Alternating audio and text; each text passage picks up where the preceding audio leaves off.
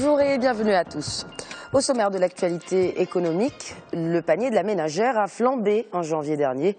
En effet, selon une nouvelle publication du Haut Commissariat au Plan, le prix des légumes a grimpé de 7% par rapport à décembre. Même phénomène de hausse sur les poissons, le thé et le café. Seule baisse relevée sur les fruits. Et par ville, Stade, Safi et Oujda ont enregistré les plus fortes hausses. Globalement, les produits alimentaires sont orientés à la hausse, soit plus 2% sur un an, d'après le HCP. Et pour les produits non alimentaires, les prix des carburants ont chuté de 13%. Les recettes des exportations sont globalement bien orientées. L'Office d'échange vient de publier les indicateurs préliminaires des échanges extérieurs du Maroc. Et en janvier, sans surprise, les exportations sont principalement tirées par l'automobile. Par ailleurs, la facture des importations s'est allégée de 14% dans le siège, encore une fois, de la baisse du pétrole. Du coup, la balance commerciale se porte mieux et le déficit recule de 5 milliards de dirhams. Et en ce qui concerne le flux des investissements directs étrangers, en revanche, ils s'inscrivent en baisse. Toujours pour le mois de janvier, les IDE n'ont drainé que 1,3 milliard de dirhams contre 2,2 milliards il y a un an. L'Office d'échange impute ce recul aux recettes moins importantes que les dépenses. D'un autre côté, les recettes des MRE affichent une hausse de 2,6%. Direction la bourse de Casablanca. La suspension de la cotation des titres de la SNEP est reconduite à la demande du gendarme de la bourse. Cette reconduction survient en attente de publication d'informations importantes, sans oublier qu'une vente aux enchères portant sur 1,5 million d'actions SNEP est prévue le 25 février prochain à la bourse de Casablanca.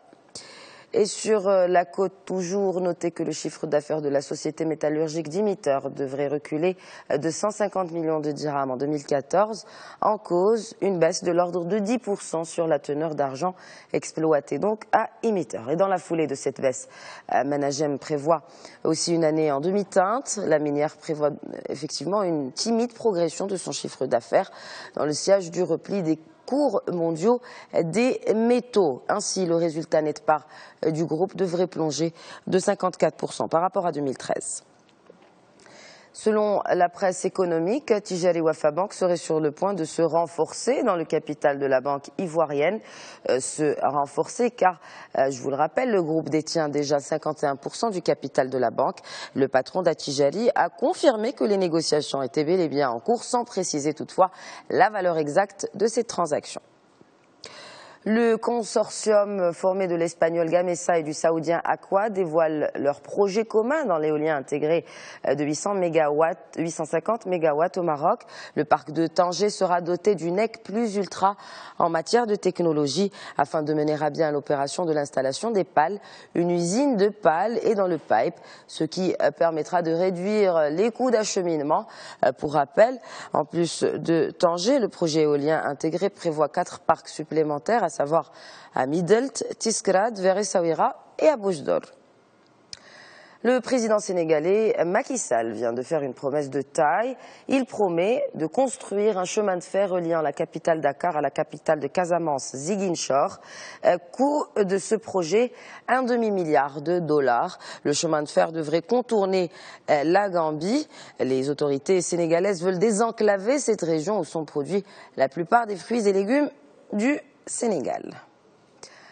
Enfin, et c'est l'épilogue d'un dossier vieux de 25 ans, le Premier ministre français, le chef du gouvernement espagnol, inaugure la première ligne à très haute tension reliant le Roussillon à la Catalogne. La ligne de 64 km dépasse celle de Tokyo, jusqu'ici la plus longue au monde, et elle a nécessité un investissement de 700 millions d'euros. C'est tout pour l'actualité économique. Excellente journée à tous.